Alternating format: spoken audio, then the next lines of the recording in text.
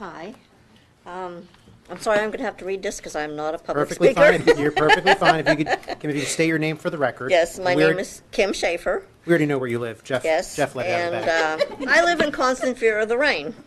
We've lived there for 24 years and have been flooded for the past 15. And it's all runoff from Old Haymaker.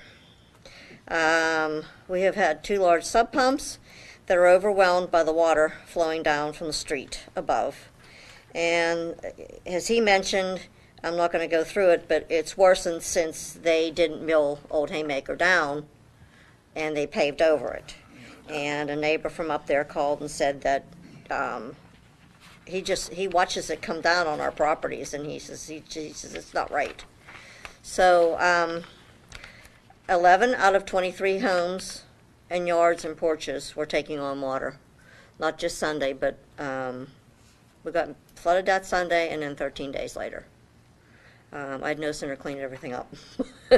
So people have had problems in the past, and now the people are having bigger problems. Or people that didn't have problems in the past are having problems now, and then the people that already had problems are having worse problems. And they added a new fee for Monroeville pollution and flood redirection of $120, but nothing's, we're still flooding. And I know it was just a new fee. And I was told by somebody in the borough, he came out and looked at the drains, and he said that the drain that is in our yard, that is Monroeville's, is probably collapsed. But I haven't seen or heard from anybody since that day. And we've been flooded once since then. So I've called, and I get no return call. It needs to be diverted elsewhere, not into our yards and homes. It's common knowledge there's an underground spring back there. You can see the different color of grass behind our house, like in our neighbor's yard. And that's why our neighbor put the drain in, and he got flooded again after that. So I don't know why the drainage engineer would put water from Old Haymaker, runoff from Old Haymaker, back onto our street on top of that spring, knowing that spring was there. Because the guy from Monroeville that did come out, I said that's an underground spring, and he said, yes, I know. So I don't know why they're putting more water on top of that. We'd just appreciate it if it would be rectified as soon as possible. I do have a petition from the residents on Clover.